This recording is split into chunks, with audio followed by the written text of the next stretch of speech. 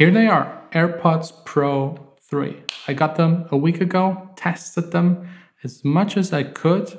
And as you know, I'm a pro music producer for like 20 years. I've tested a bunch of headphones here on this channel, a lot of audio nerd stuff. This is an audiophile perspective on the sound quality, all of the features, and if these right here are a worthy upgrade or if you just should skip this version 3. First of all, they introduced quite a lot of new features and improved all of them a tiny bit, Apple fashion like 10-15%, just a bump, spec bump. The noise cancelling is a tiny bit better. The pass-through mode is a tiny bit better. The adaptive feature is quite handy. If you walk around, start talking to someone, it lowers the volume, which I like, but you still kind of feel a little weird because your first word will be really loud because you can't hear anything and people will stare at you, and then it lowers it. It's nice to have. The fit, I gotta say, is better, like no doubt about it. For me personally, every ear is different. They're way more comfortable. The old ones felt like a plug that is like stuck in your ear. These kind of twist in a little bit and sit very firmly in your ear. I'd say a hint deeper, but you don't feel them as much. There are also now 5 earpieces included, so you can pick the right size for you. And there are even very tiny ones for like smaller people, children. This wasn't available before, so that's definitely a plus. They also introduced like foam right in there to isolate better. And I can confirm the isolation if you just put both of these in your ear and then put no pass-through, no noise cancelling, just like off mode. You can hear less of your surrounding. Not sure if this is actually due to the foam they included, because these things are tiny. I can't imagine that like a millimeter of foam does such a huge difference, but at the end, it works. The seal, the fit is better. First time unboxing them, the shape was a little weird. They look weirder than before. They're like kind of twisted and they look like they will never ever fit in anyone's ear, but they actually do fit. Also, the first little tiny con, this case is actually bigger than the version 2 and 1s. It's just a hint bigger. I don't think anyone will mind, but usually Apple tries to make things smaller. Basic stuff, USB-C, speaker, so you can actually find these AirPods if they ever get lost. And trust me, you'll lose them. You'll lose them a lot. That's maybe the biggest downside, but that just comes with the nature of wireless in-ear headphones. They're tiny, you'll lose them, finding them, no problem.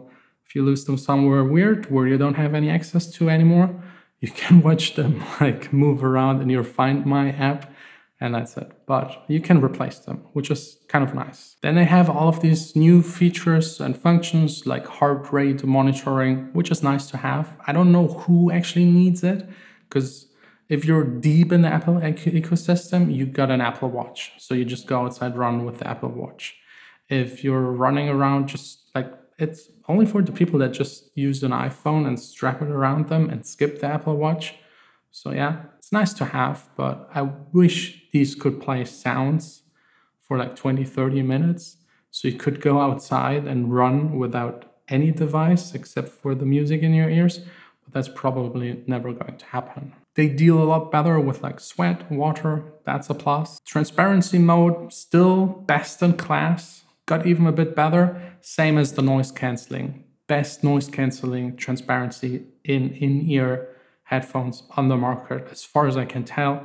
And trust me, I tested all of the ones that surround these and are similarly priced. These are by far the best. Then there are also some annoying parts, like whenever you open this up and get them out of the case, they make this sound that is really unnecessary because you know you pulled them out of the case.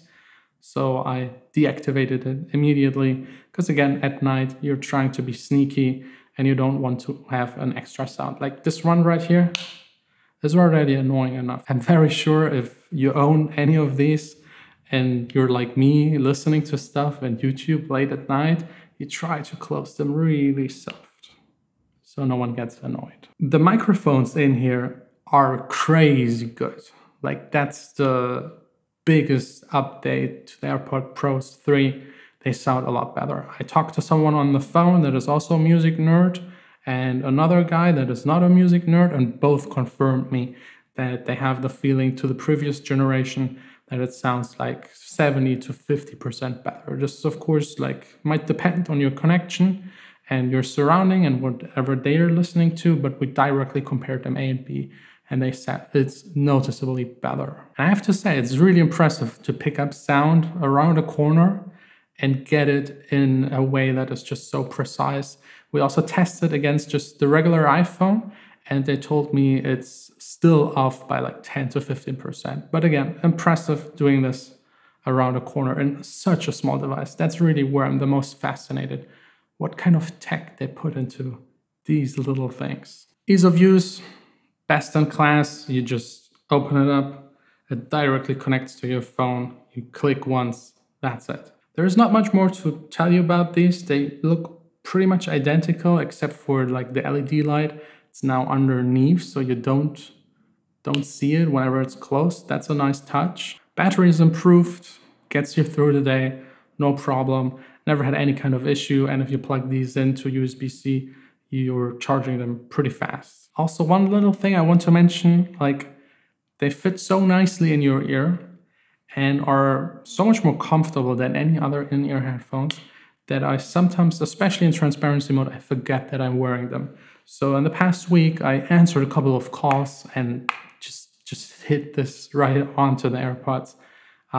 That's how good they actually are. Last but not least, the sound quality. Yeah, that's a juicy one. I think it really depends on what you expect. If you're a music producer, a music nerd, an audiophile person that loves like big speakers, they're not for you. In-ear headphones in general are not for you. These are small, very convenient, always with you kind of headphones with amazing noise cancelling capabilities, amazing pass-through, and the sound, in my opinion, is best in class. I absolutely love the sound, especially compared to the previous generation. I know there are a bunch of people reviewing them and saying the sound is actually better.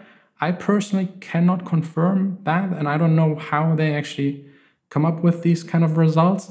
But again, sound is very subjective. So to try and describe it, they sound a lot more like Beats headphones. The bass is enhanced by quite a bit, but I personally actually like it. I'm usually in the studio, I got like huge speakers that are very neutral, so I can hear what I'm actually doing and calibrate my music in the finest way possible. But these are consumer headphones. They're made for having fun. And I have fun listening to music on these. It also depends on the source material. I have the feeling the bass is bumped up, but compared to the previous generation, it feels like if you directly compare them, it feels more like the previous generation had too little bass. Again, if you want to have enjoyable sound that is fun. If you want something clinical that just sounds very neutral and have a flat frequency response, these are not for you. 100% not. And I have to say, I don't know how they did it, but the bass, for the very first time in my life with in-ear headphones, sounds actually good and like almost like mysteriously enhanced good, like breaking the laws of physics. Because usually something so tiny can't really produce low bass frequencies, and these actually kind of do it. I'm sure Apple's using some software tricks. They're like mics that are listening inside of your ear. I don't know if that has to do with it, but again, it's enjoyable.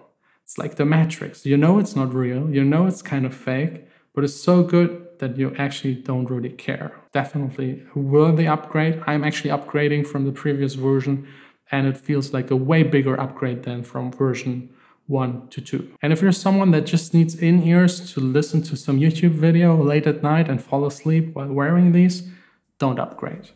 It's not worth it. That's pretty much it. Down below in the description is a link to my newest free sample pack. Just click on there, download it, and use the bits and pieces to create new music and be inspired. I hope this is helpful to you.